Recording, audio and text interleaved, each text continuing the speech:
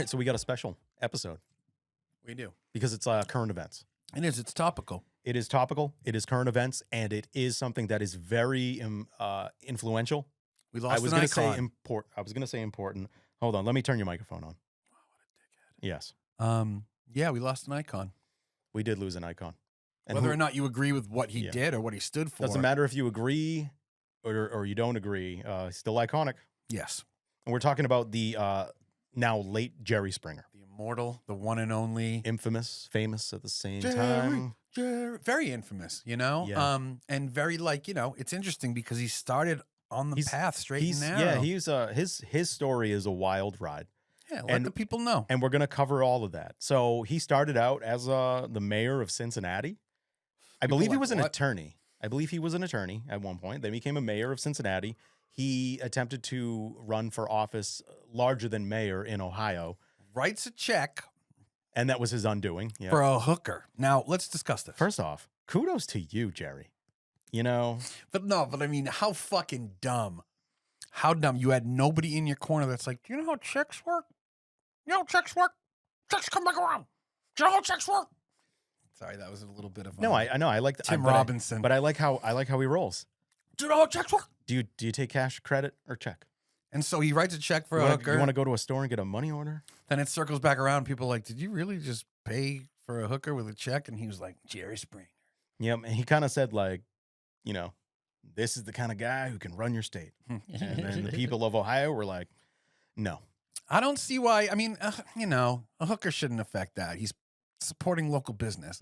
So then, because did he get disbarred? I believe so, yes. Yeah. So his other avenue was like, all right, I got to find something else. Pretty And straightforward so- journalism, right? Yeah. Quickly. So then he goes to journalism. So he works for local television stations in Ohio, I think in Columbus, in the Columbus area. And you distracted me. Bob, it's not my fault you have ADHD today, bro.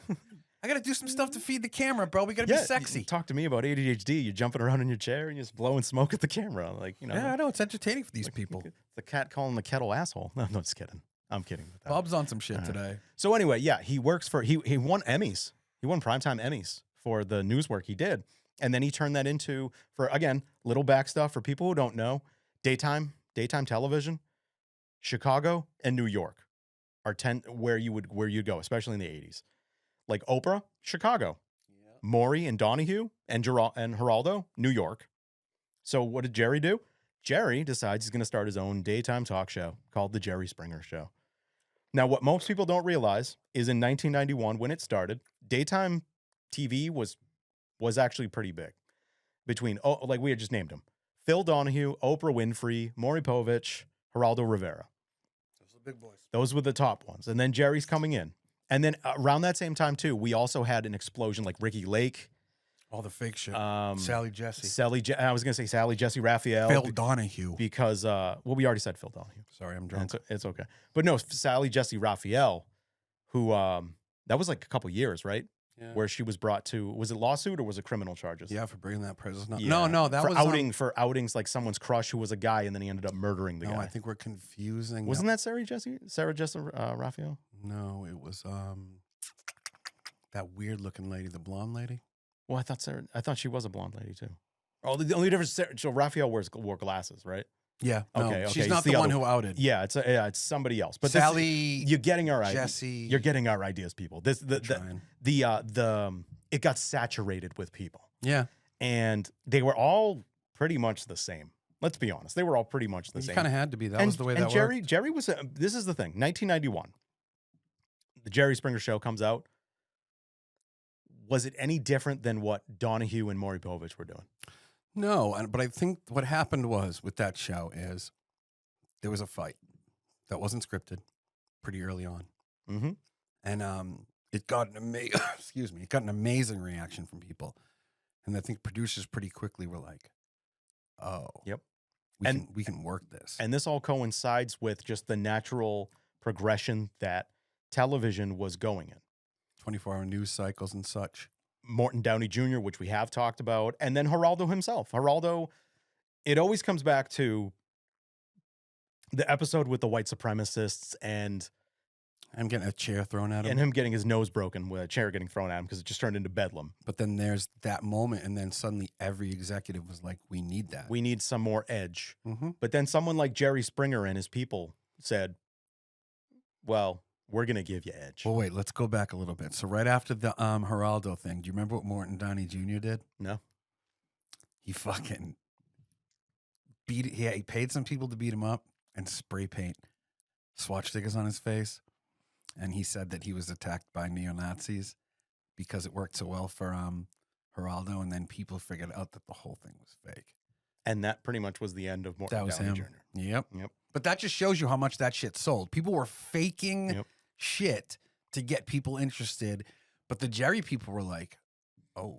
The Jerry people looked at Gen X and they said there's a golden cash cow here. Yep. If we can get that reaction every day we got for that fight. So for this episode, what we're going to focus on his legacy, but we're going to kind of talk about just where his show went, the influence it had to prior shows and the influence it had later. And again, regardless if you loved him or hated him, or if you're indifferent, I mean, just there's a lasting legacy like to trash TV. And that's ultimately what Jerry represents. Yeah. Trash TV. And the right for people to have that and Yes. the right for him to do it. You know, I thought the guy was a scumbag, but it doesn't matter. He kind of birthed a movement Mm-hmm. and he was aware of that. He was sort of self-referential, which was Yep. cool, you know?